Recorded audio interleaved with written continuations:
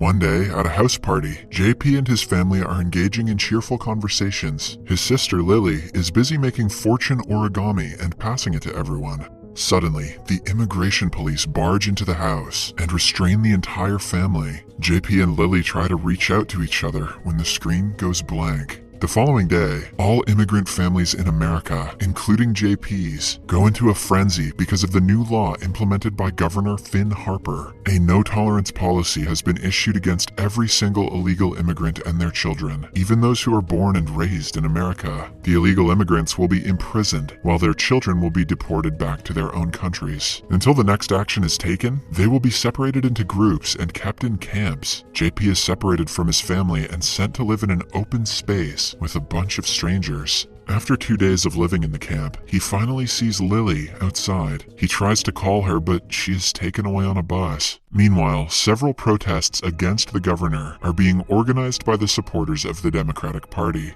A bill is proposed to revert the latest law, but it is dismissed by Parliament. On the fourth day, JP and a select few are taken to an immigration officer. She suggests several ways they can get their family back, but most of them include spending a lot of money or hiring a lawyer. The easiest way out would be to take part in a community service program. The people who apply will be taken to an old age home where they will have to take care of the old and sick retirees. If they complete the terms of service, their families will be let free and they can go back to their normal lives. The desperate children wanting to free their parents do not think for a second before accepting to go. During the selection process, JP makes friends with a bunch of people. First is a black Hispanic guy named Big Mac. He is a womanizer and doesn't really care about the program. Second is Camilla, a Democrat protester. Then there is a paranoid guy named Chris, who thinks they will be drugged and killed in the program. And lastly, they are joined by an Argentinian mysterious girl, Micah.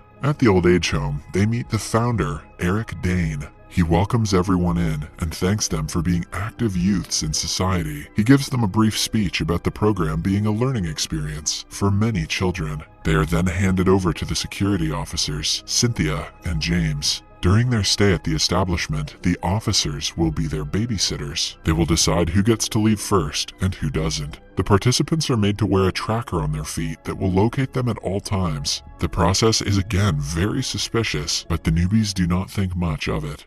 After that, they are given a tour of the place. While walking through the garden, JP locks eyes with an older woman named Greta. She looks at him strangely, without breaking eye contact. Then, they are brought to the lounge area and left to entertain the guests. They can either talk to them, read books to them, play chess, and so on. Their main aim is to make sure the guests do not wander away, because all of them have dementia. During the lunch break, JP and his group sit together to eat. The taste of the meatloaf is disgusting, which breaks their spirit even more since they have to eat it for the time they work there. Chris refuses to eat or drink anything, claiming that the government has mixed something with their food. He only uses his inhaler throughout the meal, while the others eat. Then, finally, they get to meet and socialize with the old people. Everyone picks a guest, while JP searches the room for Greta and then approaches her. She doesn't say anything and only keeps staring at him. JP takes this as a hint and starts reading a book. Suddenly, Greta loses control of her emotions and tells JP that he will die here. When she doesn't show signs of stopping, Cynthia sedates her and brings her away from the rest. JP is left shocked and guilty, assuming that he was the cause of the breakdown.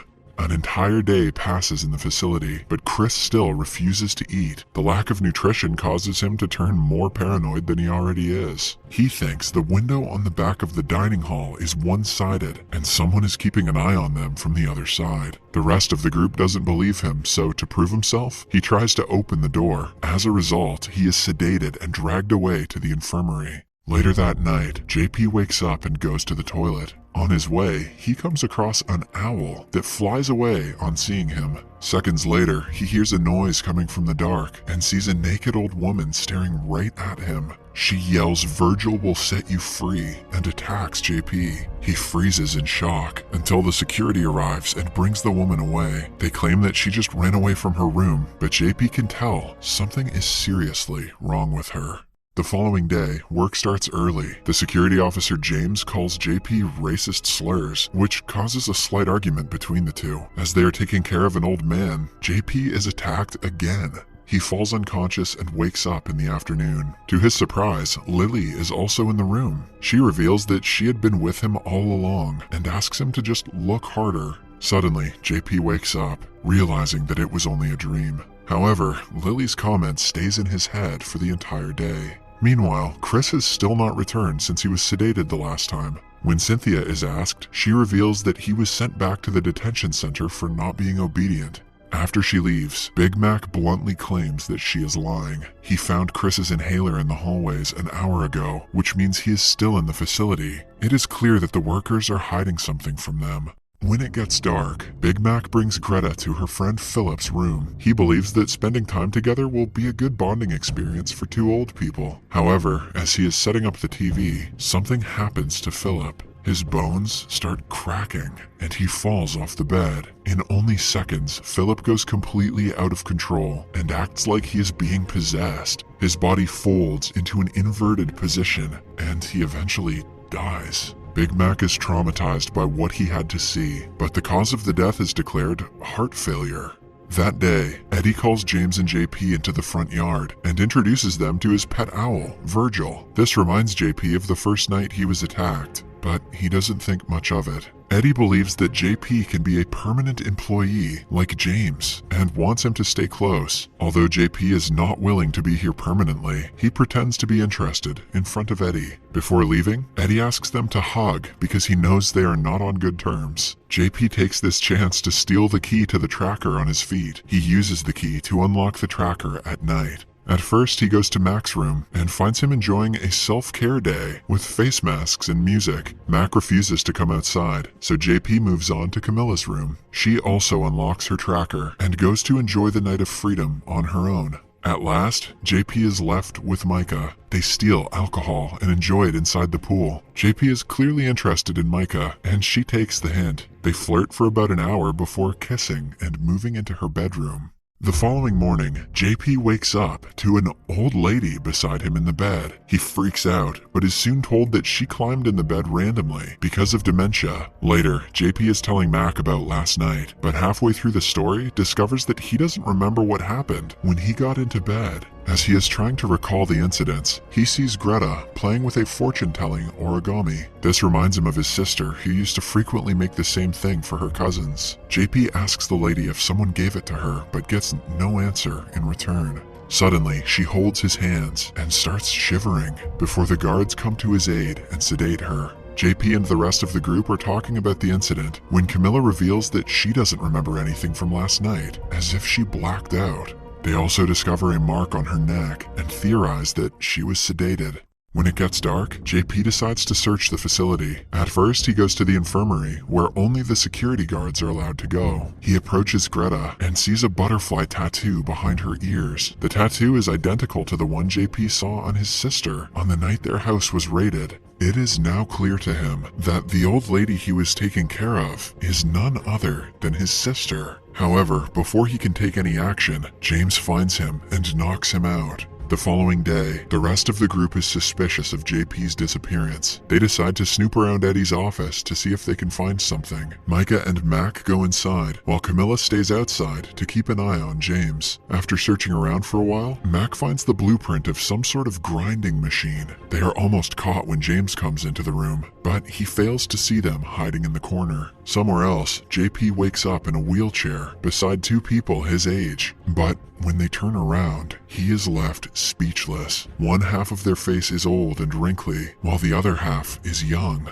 JP shortly finds out the same thing has happened to him as well. Sometime later, he is left alone in the room, but to escape, he has to punch in a password. After giving it some thought, JP types Virgil and unlocks the door. At the same time, Governor Finn and Eddie are at an outlet of the chain restaurant Liberty Burgers. They co-own the entire chain and are delighted by the profit they're making recently. Amidst the conversation, Finn inquires if anyone has made a complaint about the burger patties in the past month. Eddie confidently says that it is impossible because he has found the perfect alternative for ham. Back at the facility, JP enters the production room and is in utter shock to find dead bodies in Ziploc bags. It is revealed that Eddie uses human meat and bones to create the patties of the burger because real meat is too expensive. They use the bodies of refugee immigrant youngsters to make commercial meat. The illegal immigrants are given different hormones to tenderize human meat, and as a side effect, people turn old. This gave the business a perfect cover for what they are actually doing down here. JP freaks out and bumps into Micah while trying to run away. Another shock hits him when Micah reveals that she was planted by Eddie to keep an eye on everyone from the inside. Somewhere else, Mac enters the vent to hide from the maniacs. He has also found out that they are being drugged every day.